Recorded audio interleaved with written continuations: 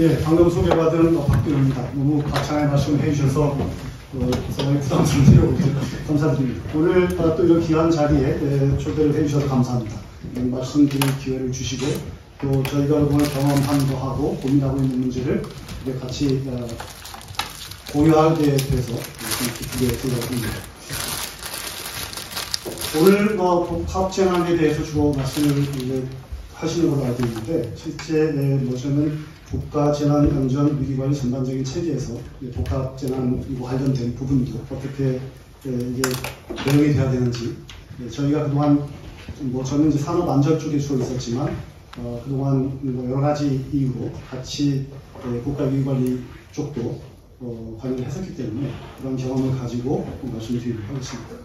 최근에 우리나라에서 이렇게 안전이 좀 부각이 되고 또 안전이 문제가 되고 있는 것은 아마 우리나라 상황이 현재 그 상황이 돼서, 그러니까 다른 말로 말씀드리면 아마 때가 되었기 때문에 그런 것 같습니다.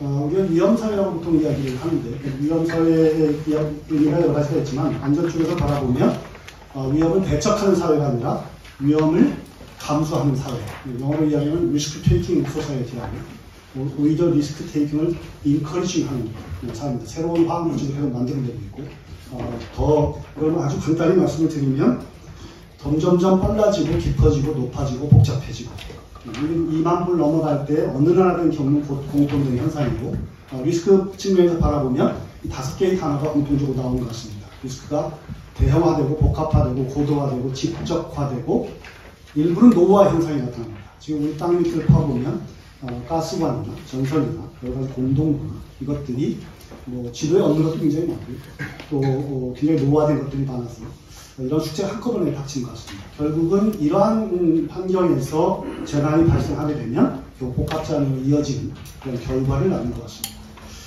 그래서 이러한 위험들을 스트럭처럴 리스크라고 해서 개인이 더 이상 조심해서 해결되지 않는 위험들, 그리고 개인적인 차원에서 해결되지 않는 사고나 또는 그거에 대한 결과들, 재난인 거죠. 또 이건 제가 할 수도 없습니다.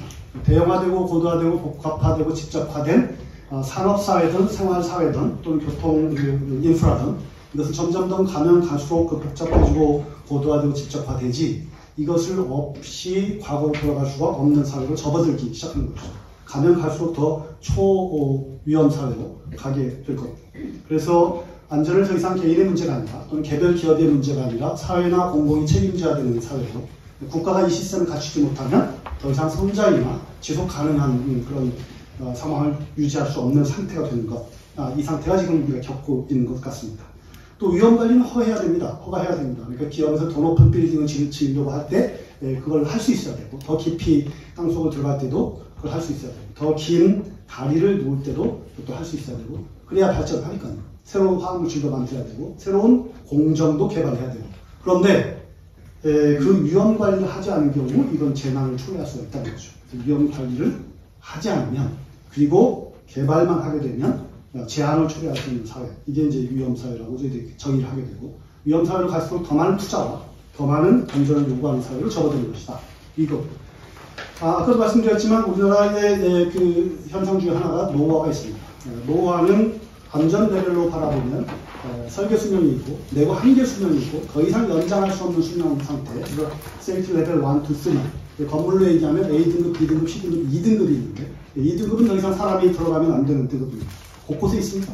이것도 개인 자산이기 때문에 강제로 처리할 수도 없는 곳도 있고, 또 대표로 원전 같은 경우도 지금 논란이 있지만 안전 측면에서만 바라보면 더 이상 연장이 불가능한 것, 한계의 상황에 이른 것들이 나타나기 시작한 거죠. 그걸 어떻게 할 거냐 하는 것도 지금 숙제로 남아있습니다.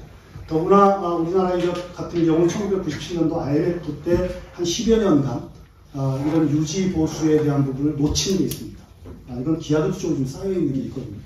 이게 좀 숙제죠.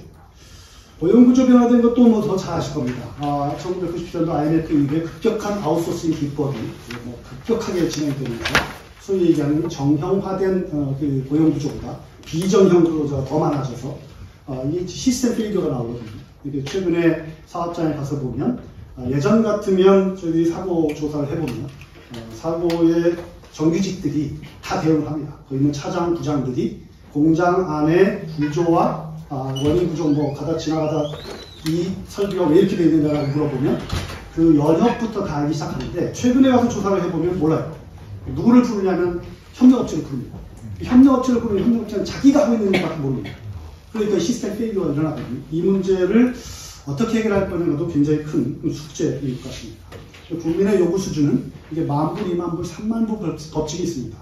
10,000불이 지날 때 환경이 일반화된다고 합니다. 일반화된다는 것이 남녀노소가 환경 문제를 모르는 사람이 없습니다. 여기는 연배가 되신 분들이 있어서 제가 이 말씀드리면 굉장히 이해가 될 겁니다. 10,000불, 10,000불 이전 때가 80년대 정도 됩니다. 80년대 이전 정도. 이때로 환경에 대한 개념이 없습니다. 지금 우리가 뭐 미세먼지 이렇게 얘기하지만 70년대 후반, 80년대 초반에 서울 시내의 경유차에서 나오는 매연은 지금보다 훨씬 더 심했습니다. 하루에 와이셔츠를 입고 시내를 돌아다니고 저녁에 보면 와이셔츠를 2번 보지 못해요. 까만 게 나와가지고 이런데 세수하면 시커먼 이불이 나올 정도. 그때 경유차, 낡은 경유차가 대다수였으니까요. 제가 울산에 있다 왔지만 공단이 울산에 이사 가서요. 울산에 있다 왔지만 울산에 태화강이 있는데 태화강에 80년대 초반에 제가 가본 적이 있습니다. 환경조사 때문에. 그 근처에 악취 때문에 갈 수가 없었습니다. 그런데 지금은 거의 1급수가 되어 있죠. 70년대 이때는 여기 대한뉴스를 보신 적이 있나요? 극장에 가면 대한뉴스의 상당 부분이 뭐냐면 국정 홍보잖아요. 시커먼 연기가 그쪽에서 펑펑 나오는 것을 아주 자랑스럽게 얘기했습니다. 산업화에 성공했다 이거죠. 그러니까 이제 환경이 그런 거죠. 법이 어떻게 되어 있냐면 대기오염방지법, 수질오염방지법. 이게 어떤 의미냐면 법에서 정한 오염 몇 가지 있습니다. 이것만 지키면 됩니다. 나머지는 자유제조, 무한제조. 아무 뜻이 났어요. 근데 10,000불을 넘어가게 되면 이걸 사람들이 못 참기 시작합니다. 지하철역에서 보면 담배 피웠거든요. 이런 용납이 안 되기 시작한 사람이 넘어가기 시작하고 정부가 이걸 뒤따라갑니다. 사실은 뒤따라가서 환경법도 바뀝니다. 이 대기오염방지법에서 대기환경보전법, 수질오염방지법에서 수질환경보전법. 이건 단어만 바뀌는 게 아닙니다. 더 이상 법에서 정한 몇 가지만 지켜서 되는 것이 아니라 환경오염을 일으키면 기업이 더 이상 생존하지 못합니다. 안 되는 거죠. 이렇게 바뀝니다. 담배 함부로 못 핍니다. 이렇게 바뀝니다. 환경이 일반화된다는 거죠. 모르는 사람이 없게 되고.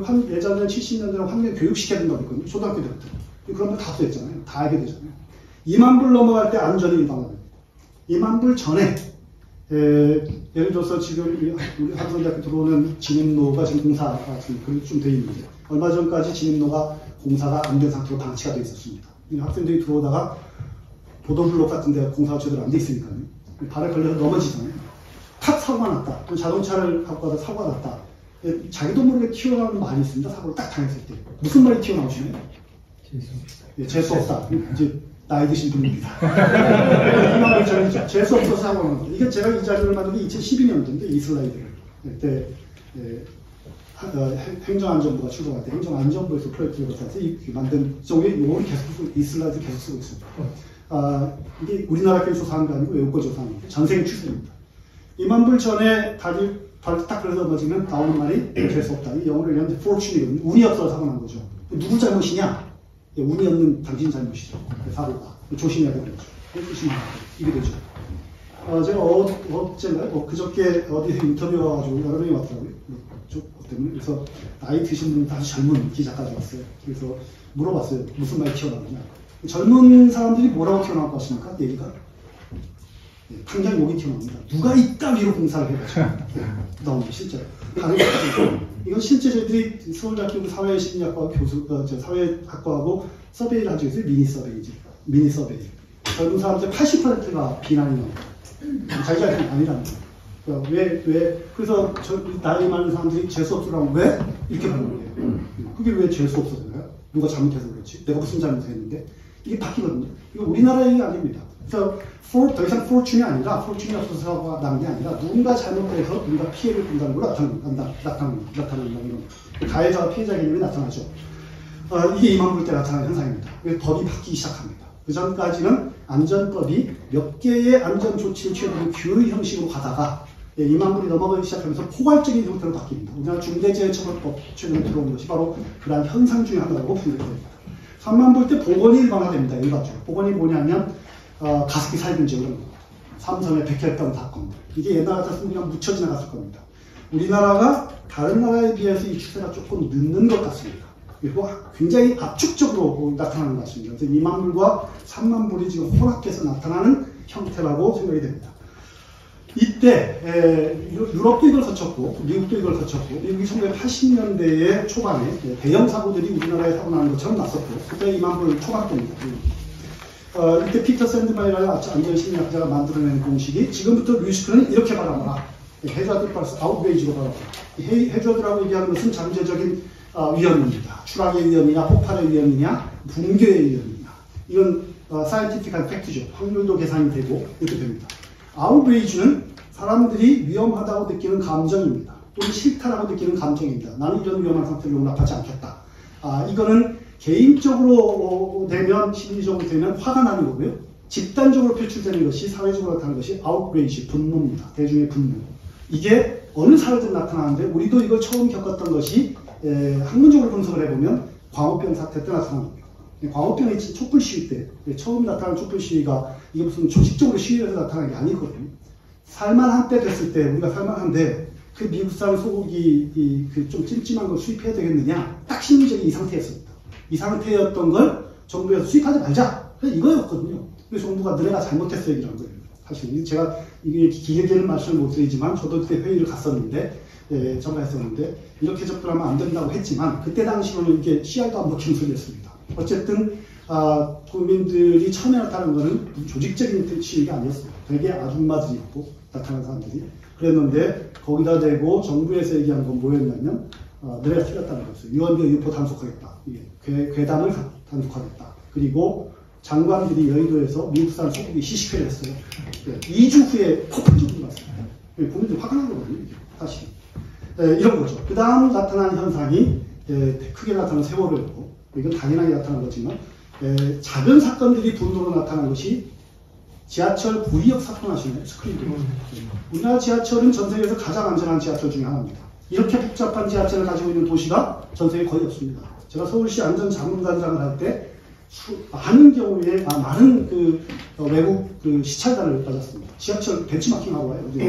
이렇게 스크린도어가 다 설치되어 있고 이렇게 그런데도 불구하고 이렇게 정시에 출발하고 정시에 도착하는 지하철이 전 세계에 없는 거예요. 이렇게 깨끗하게 유지되는 데가 벤치마킹입니다. 탑 랭킹을 달리고 있어요. 그런데 스크린도어가 아주 이렇게 사망사고가 3건이거든요. 그동안 한 30년 동안. 그러니까 사실 확률을 보면 되게 낮은 거예요. 이 김군 사건 하나 났는데 서울시는 재난이었거든요. 이게 아웃레이지입니다. 안 받아들이는 거죠. 김영균 사건 아시나요? 서구발전. 김영균 사건이 발전소가 우리나라 5대 석유 석탄 발전소가 있는데 정비 분야에서 되게 사고납니다. 연료 환경 분야에서 지난 15년 동안 딱 한 건 사고 났어요. 그 사건. 난리를 하잖아요. 이게 정비에서는 한 1년에 30건씩 나요. 사망사고. 전혀 문제 안 되다가 김영균 사고 나니까 이렇게 되잖아요. 이게 아웃레이지거든요. 어느 시점에 트리거가 딱 작동되면 거의 뭐 재난사태로 가죠. 서부발전이 거의 재난사태로 됐었거든요. 그러니까 이걸 이해하지 못하면 리스크 관리 못한다. 국가든 기업이든. 이게 굉장히 의미 있는 그런 결과 같습니다. 재해율이나 사망률이 점점 줄고 있습니다. 교통, 산업안전, 소비자 안전 전체를 봐서 추세는 줄고 있습니다. 해양사고도 마찬가지고요.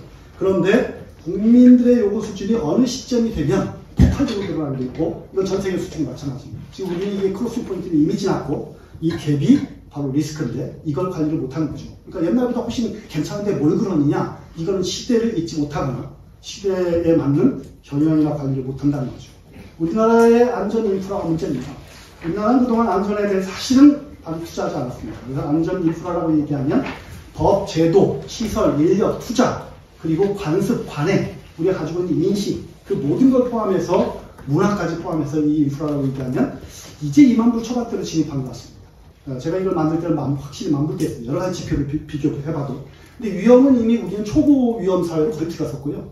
그 다음에 시설이나 설비 노후와 상당한 문제를 지금 안고 있고, 이건 갈수록 지금 숙제가 될 겁니다. IMF 이후에 급격한 아웃소싱으로 사람에 의존하던, 우리가 고급 사람에 의존하는 시스템이었거든요. 시스템보다는. 그런데 이것도 거의 붕괴가 됐고, 그런데 국민들의 요구 수준은 어느 날 갑자기 3만 불을 훨씬 넘는, 요즘 요구하는 것도 거의 4만 불대 수준인 것 같습니다. 괴리가 있죠. 굉장히 어려움을 갖고 있습니다. 이건 여야를 떠나서 또는 뭐 정부 보수 진보를 떠나서 우리 갖고 있는 숙제입니다. 이걸 그냥 두면 어떻게 되냐? 각자 도생을 하게 되는데 각자 도생은 더 위험합니다. 예를 들어서 우리가 지하철 탈 때 지하철이 위험하니까 이제 위험한 게 아니라 지하철 안에서 잠시 기다려달라. 그걸 기다려야 됩니다. 그걸 자기가 판단해가지고 비상문을 열고 나온다. 이건 정말 재앙을 초래할 수 있습니다. 배를 타고 가는데 배가 좀 기우뚱기우뚱한다. 안전한 손실 내에서 기다려라. 기다려야 됩니다. 그래서 자기가 판단해서 뛰어내린다. 또는 어떻게 뭐 조치를 취한다. 이건 정말 재앙을 초래합니다. 각자 도서의 사회가 존재할 수가 없거든요. 시스템 안전에서. 거기에다가 또 하나는 문제가 자원이 왜곡이 됩니다. 그러니까 이렇게 되면 이건 지금 우리가 투자할 때가 있고 지금 투자가 우선순위가 아닐 때가 있는데 이 시스템이 정착이 안 된 상태에서는 각자 도생을 하니까 각자 그냥 회피하거든요. 회피하려고 투자를 하게 되거든요. 이게 지금 자원의 왜곡도 굉장히 큰 문제인 것 같습니다. 국가의 안전관리 체계를 전 세계적으로 훑어보면 3개의 영역이 있습니다. 프리마켓, 온마켓, 그 다음에 포스트 엑스턴트라고. 프리마켓은 제품의 제조, 건조 단계입니다. 빌딩 안전하게 만들어야 되고, 자동차 안전하게 만들어야 되고, 전기용품도 안전하게 만들어야 됩니다. 그런데 이것이 시장 단계로 넘어오게 되면 또 위험이 달라집니다. 5대 위험이 있습니다. 환경, 교통, 산업안전, 식품안전, 생활안전. 그러니까 자동차를 아무리 안전하게 만들어도 사용 소비 단계에서 음주운전을 하게 되면 이건 흉기로 바뀝니다. 건물을 안전하게 만들었는데 비상불을 다 틀어막고 사용을 하게 되면 이건 더 위험한 겁니다. 이게 이제 다른 거죠. 그래서 지금 제품의 제조 단계는 각 부처에서 산자부, 국토부 뭐 이런 데 다 관리를 하게 되고 시장 사용 소비 단계에서는 이 상시 감시 체계로 이게 작동되게 만들어야 됩니다. 이거는 5대 안전 체계가 어느 나라든 이름이 조금씩 달라서 그렇지 집행 구조로 되어 있습니다. 책임 행정기관. 그러니까 미국 같은 경우 대표적으로 환경 분대, 환경 분리사 그리고 부처의 수비가 상당히 높습니다. 중간 순위 위 부서고 예산 규모나 그 파워도 그렇습니다. 그런데 명칭은 EPA입니다. 에이전시입니다. 청을 가지고 있는 거죠. 집행, 손발 조직의 집행을 가지고 있는 거죠. 우리도 뭐 검찰청처럼 아무리 그 위상이 높고 파워가 세다고 하더라도 지방 조직이 있고 손발 리치아웃이 돼야 되는 조직이 청이죠. 우리나라는 부처청이 마치 상황계처럼 되어 있지만 사실은 그렇지 않습니다. 미국이 보면 EPA, FDA, 그 다음에 TSA, Transportation Safety Agency, OSHA, 그리고 CPSC 이런 구조로 되어 있죠. 각 나라가 되게 이 체제를 가지고 있습니다. 우리나라에서 지금 좀 부족한 것이 상업안전보건 쪽하고 소비자 안전이 없는 것 같습니다. 예를 들어 나동치를 되는 소비자 안전 문제입니다. 가습기 살균제는 소비자 안전 문제입니다. 소비자 안전 문제는 닥치면 갈 데가 없습니다. 사고가 나면 환경사고든 식품사고든 교통사고든 어떤 사고가 됐든 육상은 119, 해상은 122를 부를 수밖에 없습니다. 그 체계가 되고 그 체계가 작동할 때 재난관리가 되기 시작합니다. 이게 작동하지 않으면 재난관리 되지 않죠. 그 다음 복구나 수습이나 이건 그 다음 얘기입니다. 그리고 독립정부기관으로서 구조적인 문제에 대한 사고조사는 독립적인 사고조사위원회가 사실 필요합니다. 이것은 단발적인 사고조사가 아니라 정부로부터 독립된, 왜냐하면 정부의 시스템이 뭐가 잘못됐는지, 어떤 결함을 가지고 있는지를 같이 봐야 되니까요. 이런 체계로 이제 구성이 되어 있다는 겁니다. 우리가 가지고 있는 상시적 일상적 체계가 어느 나라든 다 있습니다. 이게 뭐 잘 발달되어 있고 어느 한쪽이 부족하던 사건 사고는 수없이 많이 일어납니다. 우리나라 사람들이 1년에 다쳐서 병원을 가는 수가 1,300만 건 정도 됩니다. 병원 자료를 보면 나옵니다. 병원 데이터를 분석해보면 실제 분석해본 적이 있습니다. 인구 5명 중에 1명이 하여튼 소소하게든 심각하게든 다쳐서 병원 가서 치료받은 기록이 있습니다. 매년 비슷합니다. 그런데 대부분의 경우는 별거 아니고요. 대부분의 별거 아니고 이머전시 1 정도가 뭐냐면 그냥 집에서 간단히 치료하거나 직장에서 간단히 치료하는 것, 또는 물파스 그냥 붙이고 마는 것, 또는 밴드 붙이고 마는 것, 이거죠. 이것도 직장 내에 이 시스템이 잘 돼 있으면 잘 돼 있을수록 관리가 잘 되죠. 그런데 그것만 있는 게 아니죠. 불러야 되는 경우가 있습니다. 119를 불러야 되는 경우, 불이 난다거나, 조금 크던 작던, 또 날 뻔했다거나, 또는 누가 다쳐서 응급조치를 취해야 되는 경우, 이게 나타나죠. 이게 바로 이머전시 2입니다. 그리고 이 범위를 벗어나는 게 있습니다. 이거는 119를 부른다고 바로 해결되지 않는 겁니다. 소방을 현재 가지고 있는 체계 가지고 감당이 안 되는 것들, 이게 뭐 세월호나 이태원 참사나 이런 것들이죠. 또는 고성에 산불 난다거나, 그것도 정상적인 체제를 그냥 가동해가지고는 작동되지 않는 거죠. 비상체계가 작동해야 되는 것. 이게 바로 이제 재난에 해당이 됩니다. 국가의 안전관리 체계를 강화시킨다, 재난을 대응한다는 게 첫 번째는 이 이머전시 2를 강화시키는 겁니다. 넓게, 더 폭넓게, 더 많이. 그리고 즉각 대응할 수 있게. 현 정부가 소방청을 독립시키고 4만 명에서 6만 명으로 늘린 것이 바로 이 이유였습니다. 이래야 재난이 예방되거든요. 관리가 되고 초기 대응이 돼야 그 다음 재난으로 가지 않거든요. 그리고 하나가 이 재난 대응 체계를, 디제스터 체계를 잘 갖추는 것입니다. 위기라고 얘기하는 것이, 재난이라고 얘기하는 것이 상시적인 상태에서 사고가 없이 넘어갈 수도 있고요. 보통 이런 거죠. 그 다음에 사건, 사고가 날 수도 있고, 그 다음에 재난이나 참사가 일어날 수도 있습니다. 비정상적인 상태, 설날, 추석, 이렇게 대규모 이동이 있는 곳, 또는 할로윈데이처럼 비정상적으로 사람들이 밀집할 수 있는 이벤트가 있는 것, 이게 비상시입니다. 이런 비상시적인 경우에도 아무 일도 없이 지나갈 수도 있고, 사건, 사고가 날 수도 있고, 재난, 참사가 일어날 수도 있습니다. 갖고 있는 체계 가지고 이거 대비를 다 합니다. 놓치면 여기서 이제 문제가 되는 경우가 종종 나오죠. 이걸 벗어나는 경우가 위기입니다. 이 정상적인 체계로 감당이 안 되는 경우. 그러니까 예를 들어서 할로윈데이의 이태원 참사 같은 경우 사실은 정상적인 체계로 작동하지 않았던 거죠. 잘 안 되고 놓친 거죠.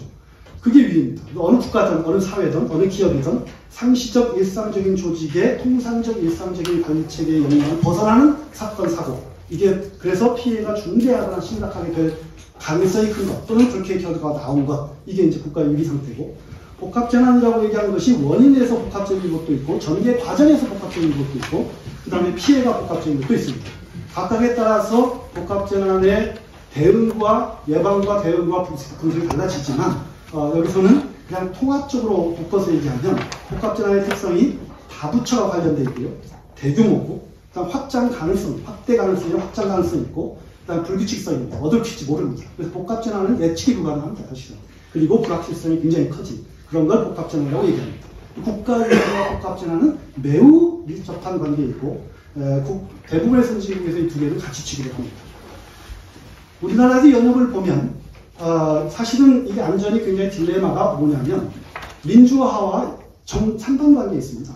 그러니까 재난을 통제한다거나 위기관리를 통제한다는 게 뭐냐면 통제거든요. 실제로.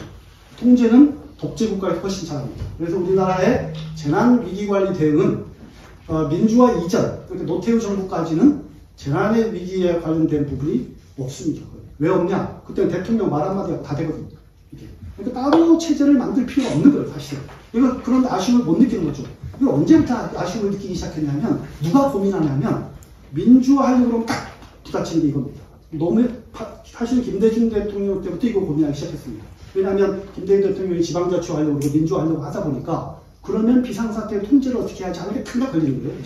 그래서 김대중 정부 때 NSC를 만든 겁니다. 이 처음 문제가 뭐냐면 외교 안보거든요. 이게.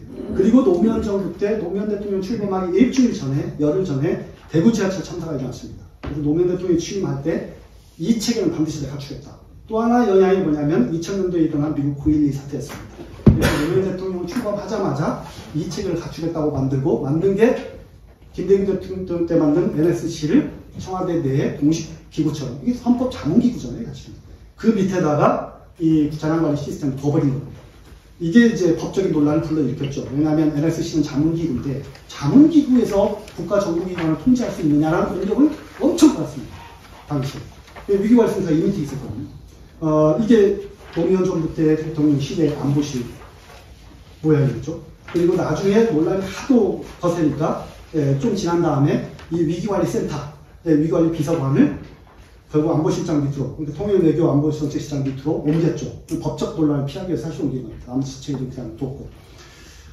MB정부 출범하면서 NSC를 해체했습니다. 아시다시피. NSC 완전 해체했습니다. 완전 해체하고, 국가위기관리센터 해체했습니다. 그리고 위기정보 시스템을 뒀고요. 위기정보 상황팀을 뒀거든요. 상황팀. 사실은 직원 몇 명 안 뒀고, 그 다음에 하는 일이 없었습니다. 보고체계는 완전히 없애버렸고요.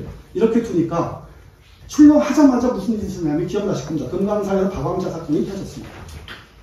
우리 관광객 한 명이 북한군 초소에서 총을 맞아가지고 사망한 사건입니다. 새벽 5시 당시에. 이게 대통령한테까지 보고되는데 8시간 35분 걸렸습니다. 이 사건이.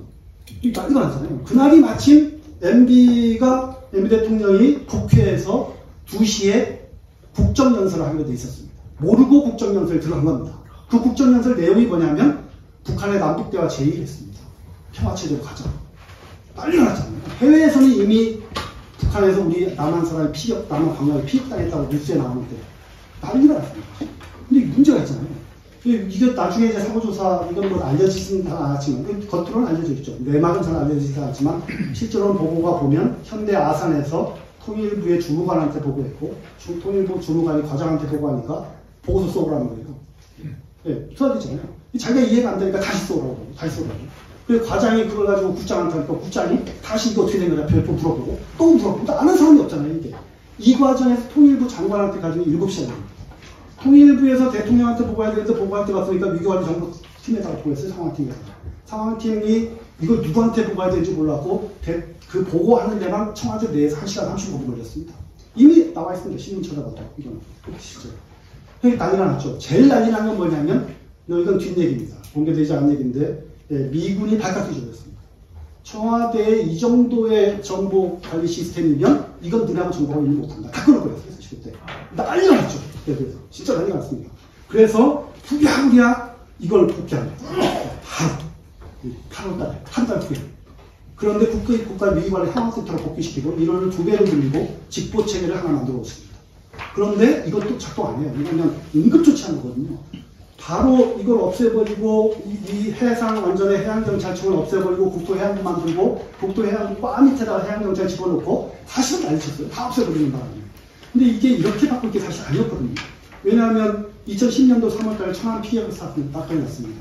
이 보고체계도 엉망이었습니다. 난리가 났어요. 또 청와대 내부에서. 바깥에서 난리가 나는 게 아니에요. 바깥에서 잘 모르잖아요.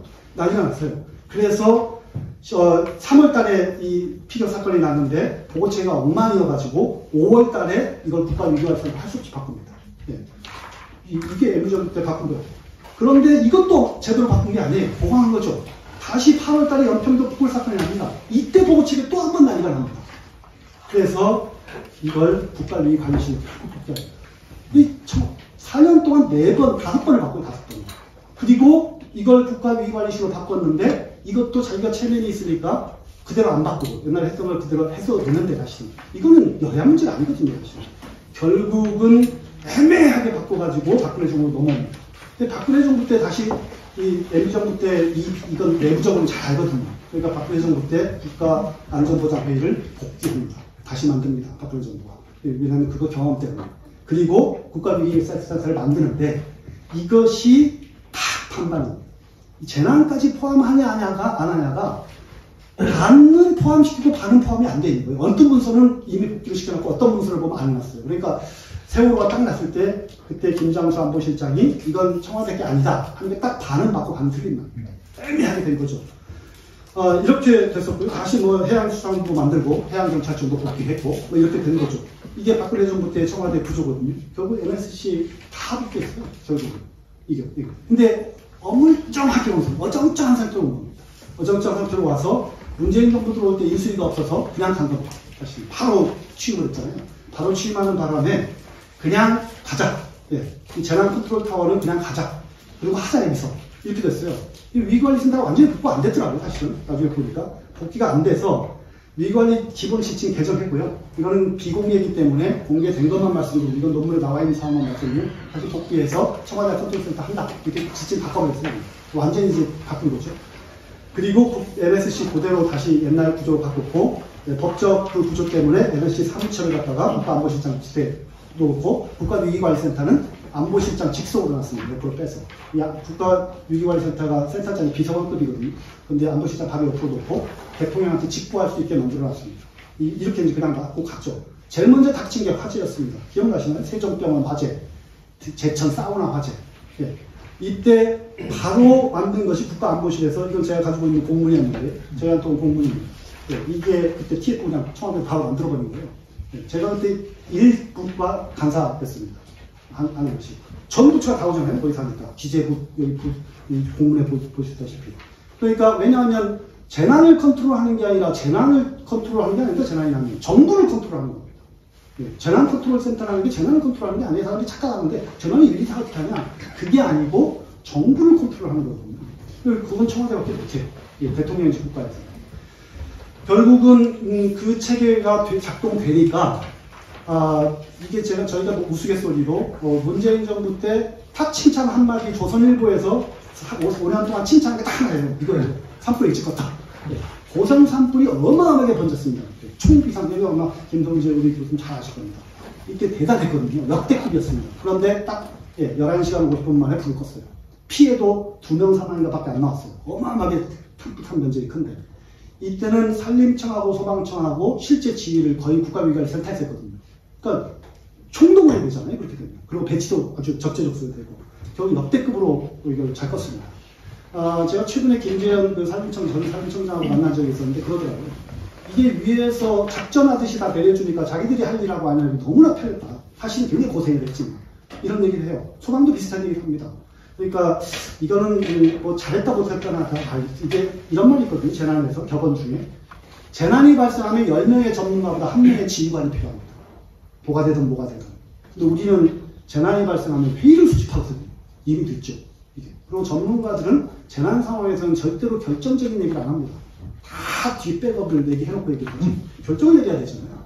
이게 보수 정부에서 되게 실패한 원인이라고 생각합니다. 여러분들이 감염병 TF를 찾아보시면 정부의 구글에다가 감염병 TF를 찾아보면 다 뭐가 우리나라 감염병이 3개 있었거든요. 사스, 메르스, 코로나. 같은 바이러스예요, 사실은. 메르스가 TF가 12개 나와요. 대통령 직속 TF가 12개 나와요. 사스 하나도 안 나와요. 우리나라 사스 청정국이었거든요. 그냥 국가위기관리센터에 막아버린 거예요. 다. 막으려고 할 때. 군대 동원하고. 잘 모르죠, 우리 그걸. 그 다음에 이 문재인 정부 때 TF를 안 만들어버렸어요. 그냥. 자문은 블로크했지만 TF를 만든 게 아니고 국가 그 CDC 정은경 질병관리청장한테 권한을 줘버린 거예요. 하라고. 그리고 회의는 그냥 국가위기관리센터에서 대통령이 주관해버리고. 사실은 그건 잘했다 못했다에 따라서 통제를 누가 가지냐에 따라서 결과가 달라지는 것 같습니다. 이건 뭐 그냥 경험상인데. 그래서 정부 출범할 때, 현 정부 출범할 때 정말 보수 언론조차 이걸 알거든요. 이 재난 쪽에 계속 취재하는 사람은 굉장히 잘 알아요. 그래서 MB 정부의 실패 사례를 들어서 국가위기관리센터를 어떻게 할 거냐. 청와대 옮기는 건 뭐 다른 건 그렇다 치더라도 이 국가위기관리센터라는 게 그냥 방 옮기는 게 아니거든요. 사실은 시스템이 있는 거지. 그걸 관리할 수 있는 사람이고. 이거에 대한 제기가 내부에서도 그렇고 언론에서조차 특히 보수 언론에서 이 얘기가 굉장히 연구가 많이 됐습니다. 수없이 됐습니다. 그런데 그냥 옮겼어요. 사실 그냥 뭐 전체가 옮기게 돼 있었습니다. 지금 잘 모르죠. 이건 알 수가 없습니다. 아무리 우리가 뭐 여러 분을 통해서 이 내부를 좀 알려고 해도 알 수가 없고 오로지 하나 딱 이태원 사고 나서 국회를 통해서 공문 하나를 받았는데 구조도 정확히 몰라요. 사실 실제로 안에. 이 위기관리센터가 있긴 있어요. 위기관리센터가 있는데 이 안에 정원이 원래 46명이거든요. 현원이 23명이더라고요. 그거 외에는 아는 정보가 없습니다. 나중에 아마 평가를 좀 해봐야 될 것 같습니다. 그래서 저는 정부를 비판한다는 입장이 아니라 제가 여기 회의할 때도 그랬고 이쪽 회의할 때도 가서 그랬는데 이거는 정쟁으로 대상으로 삼아서는 안 된다. 그리고 이거는 뭐 저쪽이 옳고 이쪽이 옳다 이런 문제로 접근할 문제가 아니다. 왜냐하면 다 피해보거든요. 사실. 이거는 윤석열 정부도 피해보잖아요. 이게 작동하지 않으면 이런 사태가 나타나거든요. 이게 이게 뭐, 이거 어떻게 재난관리센터하고 연결시키느냐. 이게 이런 것 같습니다. 이태원 참사를 어떻게 막냐? 못 막습니다, 지금. 근데 뭐가 다르냐? 딱 제가 현직에 있을 때 경험을 해보면, 저는 MB 정부 때도 산업안전보건연구원장이 있어요. 사실은 산업안전보건연구원장 노무현 정부 때 2년 있었고, MB 정부 때 1년 있었고, 그 다음에 윤석열 정부도 제가 경험을 다른 간접적으로 했었는데, 딱 차이가 그럽니다. 이 노무현 정부 때 보면, 그 다음에 문재인 정부 때도 보면, 위기관리센터에서 여름에 수해 나기 전에 딱 한마디예요. 오는 게. 수해에 대해서 대책 보고해라.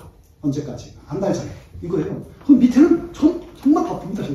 그래서 수해가 날 수 있는 거 여태껏 다 조사해보고 만약에 난다 그러면 대처 어떻게 하고 우리 예방조치 한번 어떻게 하고 만약에 난다면 어떻게 하겠다. 그냥 이거 비상연락망 다시 한번 확인하고 이거 만들어서 청와대 갖고 가면 뒤에 이만큼 붙지만 보고는 10분이잖아요. 앞에 한 장 보고하고 나오는 거예요. 근데 그 한 장이 우리는 한 권이에요. 사실. 한 달 동안 준비하는 거예요. 그러니까 그 차이가 엄청나거든요. 서울시에 제가 서울시 안전자문단장 할 때도 딱 뭐냐면 한 장 나와 지하철. 이번 수해에 대비해서 보고해라. 그냥. 또는 자치정부해라. 그러면 서울시에서 각 지자체로 보내요. 보내는 데가 있어요. 되게 수해 나는 데가 이렇게 분지거든요. 그럼 그 지자체에서 뭐 하냐면 가서 점검하는 거예요. 배수로 점검입니다, 실제로. 배수하고 다 청소하고, 저도 다 청소해요. 다 파내고, 그 다음 막힌 데 없나 한번 보고. 그리고 그거 했다고 보고하는 거예요, 잘했다고. 근데 그러면 배수가 막혔냐 안 막혔냐에 따라서 엄청 차이 나거든요, 사실은. 근데 그거 잘 모르죠. 빠져나가면 재난은 잘하면 아무런 표가 안 납니다. 왜냐하면 재난은 안 일어났거든요. 네. 이게 표가 안 나는 거예요. 이게 그런 것 같습니다. 그러니까 저도 이제 나중에 깨달아서 제가 최근에 책을 쓰고 있는데 그런 질문을 많이 받았거든요. 대통령이 다 어떻게 하냐 이거를. 청와대 갔다가 어떻게 하냐. 대답을 잘 못했었어요 그동안. 뭔가 얘기인데요. 근데 최근에 책을 쓰면서 과거걸 데이터하고 정리하다 보니까 아 이게 이렇게 작동했구나 하는 게 좀 느낌이 봅니다. 그런 것 같습니다. 이태원 참사도 그런 것 같고요. 일주일 마치도록 하겠습니다. 결국은 복합재난 특성이라고 얘기하는 것이 가부처 대규모 획기당해서 아까 말씀드린 그런 상황이고 재난위기라고 얘기하는 게 정상적인 체계로 작동이 안 되기 때문에 이게 국가의 총동원을 내는 거거든요. 복합재난에 우리나라에게 일어나서는 가장 최악의 재난을 뭘 상정하고 이걸 설계해야 되냐면 뭐가 있습니까? 우리나라에서 재난의 최악의 상태로 발생 가능한 걸 갖다 상정해 본다고 합니다. 백두산 폭발. 네, 백두산 폭발이나 원전 폭발입니다. 실제로 원전 사고입니다. 노무현 정부 때 이게 매뉴얼 만들 때 원전 사건을 가지고 해보니까 이거는 일반 사람한테 공개를 못합니다. 사실은. 뭐냐면 아주 심하게 얘기하면 여기는 뭐 다 전문가들이니까 그 말씀 드려도 충격을 받지 않으실 거라고 생각됩니다. 누구까지 죽일 것이냐, 어느 선까지 포기할 거냐. 네. 이건 대통령밖에 못해요. 군대를 투입할 거냐, 소방을 투입할 거냐. 이 두 가지는 죽어요. 거의 뭐 죽거나 상당한 피해를 볼 거예요. 근데 해야 되잖아요. 네, 막아야 되잖아요. 이건 누구밖에 결정을 못하냐면 그것도 4분 내에 4분 40분 이게 있거든요. 4일 이 법칙이 있거든요. 4분 내에 결정을 내려야 돼요. 그리고 더 중요한 결정 40분 이내에 결정을 내려야 돼요. 도로 가든 뭐로 가든 이걸 회의하고 있는다고 되는 게 아니거든요. 그러니까 이런 상황입니다. 그러니까 이거는 결국은 대응 체계를 갖다 119를 계속 강화시켜 나가는 거예요. 저 지금 119를 강화시켜 놓고 2만 명을 늘렸는데 별 효과가 없어요. 네. 의아했어요. 왜 지난번에 평택에서 3명 사고가 나면 제가 3명 사고 난 거에 사고조사를 들어왔었거든요. 소방관이 평택에서 물류창고에서 불을 끄다 3명이 사망했는데 아니 그래도 부족하다는 거예요. 현업에 가니까. 그래서 제가 실사를 했었어요. 조금. 화성 소방사고다. 안 늘었더라고요. 아니 2만 명이 다 어디 갔냐 그러면. 이게 이제 사조 3교대로 바꾸는 바람에 결국은 현업에 진짜 출동한 사람 똑같아진 거죠. 그러니까 2만 명 더 필요할 거라고 했습니다. 진짜 이 체계가 작동하려면. 이게 리던던스거든요. 리던던스가 필요하거든요. 뭐 그런 것 같습니다. 그래서 이거 늘려야 된다는 거고요. 디제스터 이 복합재난은 결국은 우리나라 비상 상황의 컨트롤을 어떻게 할 거냐가 숙제인 것 같습니다. 이 숙제는 이건 국민적 합의를 통해서 또는 이 관리 체계의 어떤 뭐 전문적인 그런 합의를 통해서 이 권한을 줄 수밖에 없는 것 같습니다. 줘야 되는 것 같습니다. 그리고 위기관리 컨트롤 센터를 좀 강화해야 되는 거고 제가 마지막으로 이 슬라이드를 항상 씁니다. 어디 가서 무슨 발표를 하든 안전에 저희들이 격언이 있습니다. 안전에 기발한 방법 갖고 해결하는 나라가 없다는 거예요. 가서 보면 다 비슷비슷합니다. 나라의 특성에 따라 좀 다를 뿐이지. 기본과 원칙 갖고 해결해야 되니까. 이걸 벗어나는 나라가 없습니다. 이걸 벗어나는 기업도 없는 것 같습니다. 안전의 역사라고 얘기하면 하루아침에 안 됩니다. 그러니까 같이 만들어 나가야 되는 거잖아요. 이게. 지금 우리가 갖고 있는 게 인프라가 우리가 갖고 있는 걸 어떡합니까? 이걸. 하나씩 해결해 나가야지. 그러니까 힘을 합쳐서 해결해 나갈 수밖에 없는 거고요. 안전은 소통인 것 같습니다. 결국은 제가 하고 싶은 얘기를 상대방이 할 때 문제가 해결되는 것 같습니다. 저도 공단에 있을 때 저희가 뭐 산재 사망 사고나 이런 거 줄이기 위해서 엄청 노력을 했지만 나중에 깨달음이 오는 것이 이 얘기를 현장에 있는 사람들이 할 때 해결되겠구나 하는 거였습니다. 그런 것 같습니다. 안전이 이제 경쟁력의 시대로 접어드는 것 같습니다. 그리고 이거 잘못하면 국가 경쟁력도 더 이상 담보할 수 없는 그런 시대로 간 것 같습니다. 총력을 기울여야 될 시점으로 온 것 같습니다. 장시간 동안 들어주셔서 감사드립니다. 고맙습니다.